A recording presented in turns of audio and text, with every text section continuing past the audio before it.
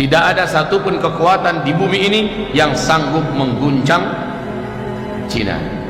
Ini pernyataan penuh dengan kesombongan. Kakak beradiklah dengan pernyataan Firaun. Berapa lama Allah bayar tunai semua. Hari ini apa yang terjadi Bapak Ibu? Lebih 44 hakikat 4 meter. Tiap hari kita bisa mengikuti berita-beritanya. Betapa mengerikan kondisi sekarang. Bukan hanya banjir, gempa juga, longsor juga, gunung meletus juga. Ke atas angin badai puting beliung, salju sebesar bola pingpong. Kemudian storm yang sangat mengerikan, kebakaran. Masya Allah, unik sekali. Di bawah banjir, di atas panas. Ini adalah kejadian yang sangat aneh di daratan Tiongkok. Itu baru alam yang bergerak. Belum lagi daripada pasukan Allah yang bernama virus. Sekarang berbagai macam virus juga bermunculan dan berpotensi pandemi. Bukan hanya COVID-19 baru saja, ya, tetapi juga sudah sampai kepada Black Death. Assalamualaikum warahmatullahi wabarakatuh.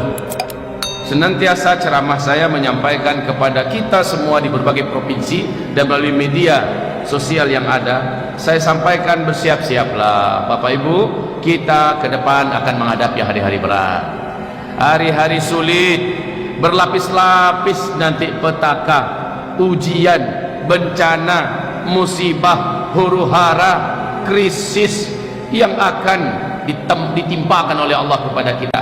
Bersiap-siaplah.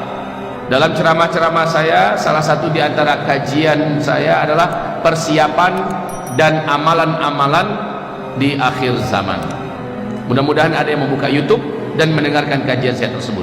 Persiapan dan amalan-amalan akhir zaman.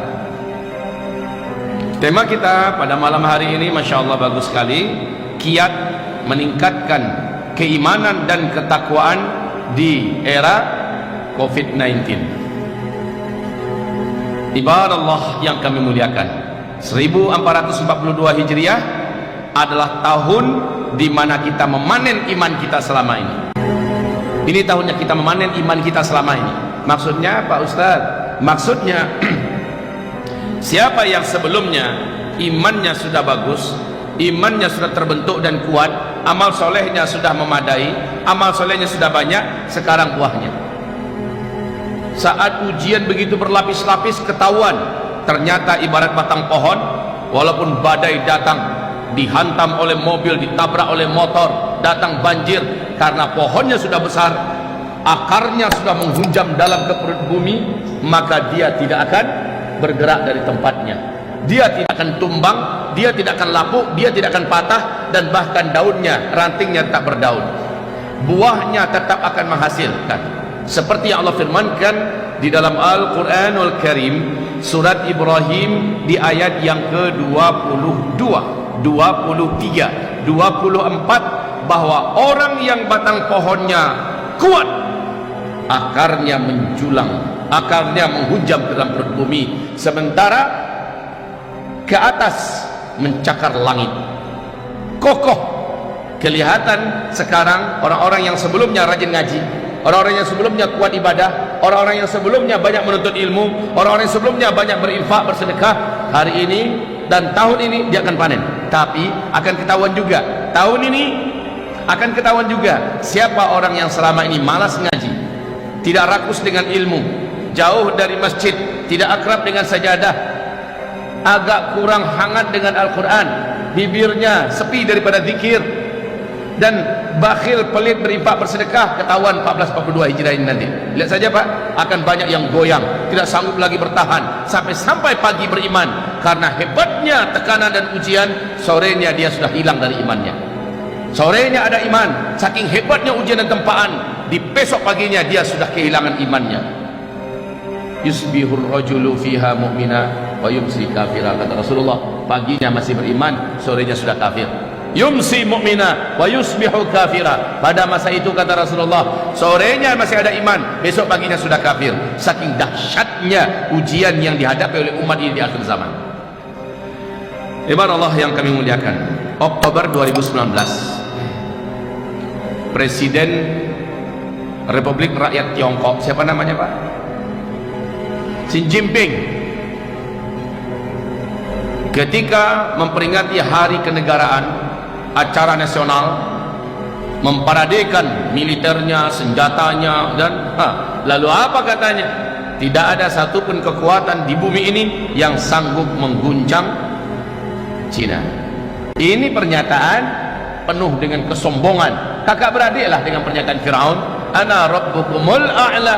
Tidak ada yang sanggup melebihi saya, tidak ada yang lebih hebat dari saya, lebih kuat dari saya, lebih terhormat dari saya. Ana rabbukumul a'la. Dan Allah hinakan si Firaun.